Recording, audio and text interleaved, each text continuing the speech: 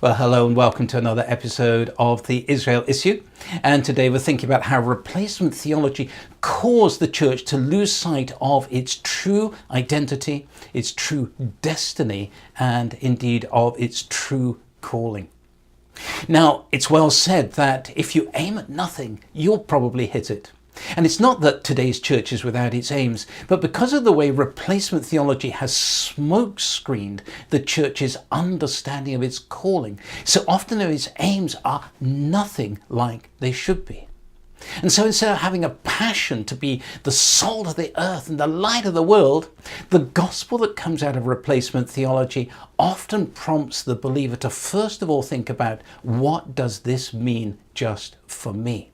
And this is the downstream legacy of the Reformation from 500 years ago, when the reformers worked from the view that the church had replaced Israel in God's purposes. So when Martin Luther got his great breakthrough about righteousness being by faith alone, he didn't have that panoramic overview of God's continuing purposes for Israel. So he put all his emphasis on how we as individuals may get right with God. He hardly touched on what the purpose of that righteousness is beyond what it means for us as individuals.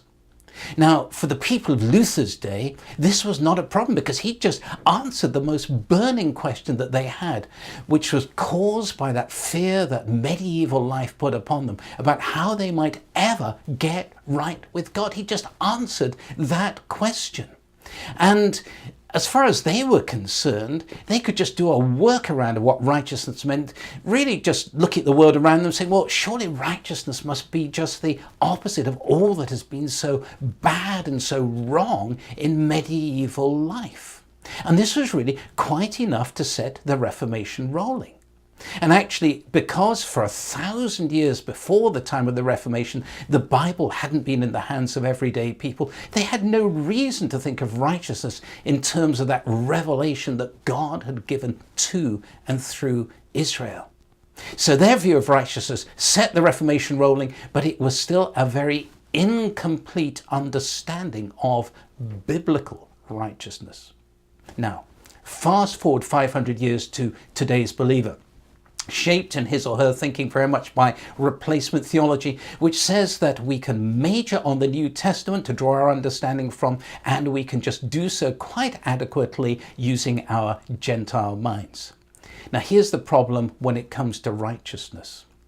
Only about a quarter of the Bible's references to righteousness come in the New Testament. And that quarter presuppose the understanding of the other 3/4 that come in the Old Testament that was written by Jewish writers working from a Jewish perspective.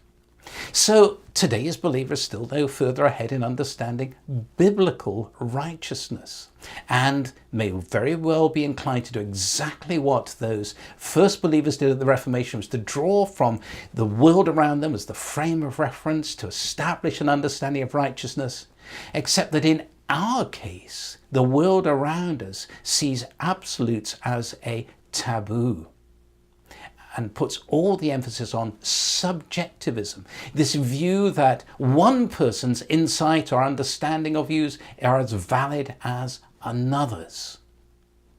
And the result is that very few believers, let alone the church as a whole, therefore have a proper understanding of what Yeshua meant when he said our primary aim should be to seek first his kingdom and his righteousness.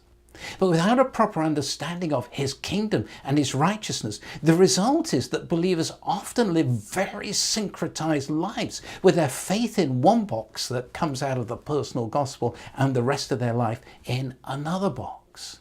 And the reason is that they've never had that opportunity or that impetus to explore the Jewish roots of the Christian faith, let alone to understand the Jewish mindset that God chose to reveal it to and through. So instead, replacement theology keeps them locked into a Gentile mindset that really works from Greek thinking rather than from Hebrew thinking, that splits the sacred from the secular, that puts the emphasis on the individual rather than on the community. And rather than asking the question, what does this mean for how I may better serve God in the whole of my life, which is the Jewish construct, this Gentile mindset replacement theology is one which centers on really, what does it just mean for me? Such is the essence of the personal gospel, which is not the full gospel. The personal gospel only becomes the full gospel when it's set in the context of God's continuing purposes for Israel. And then when we have that overarching greater view, we can then understand what it was that Yeshua was actually preaching when we're told that he preached the good news or the gospel of the kingdom. Only then can we really understand that end time promise that he spoke of, which was that the gospel of the kingdom will be preached in the whole world as a testimony to all nations, and then the end will come.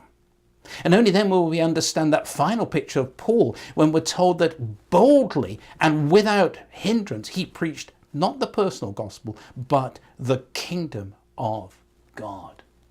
Now, can you imagine how different the church would be if with boldness it preached biblical righteousness and the kingdom of God as we understand it in the context of God's continuing purposes for Israel?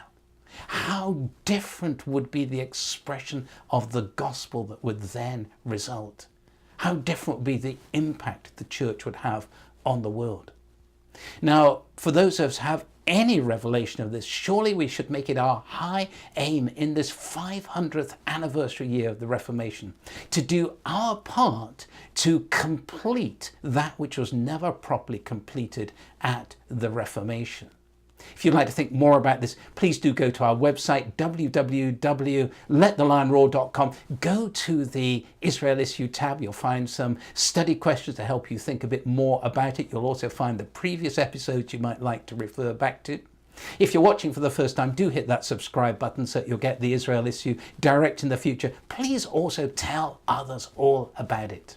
And I look forward to being back with you in the near future with another episode of the Israel Issue.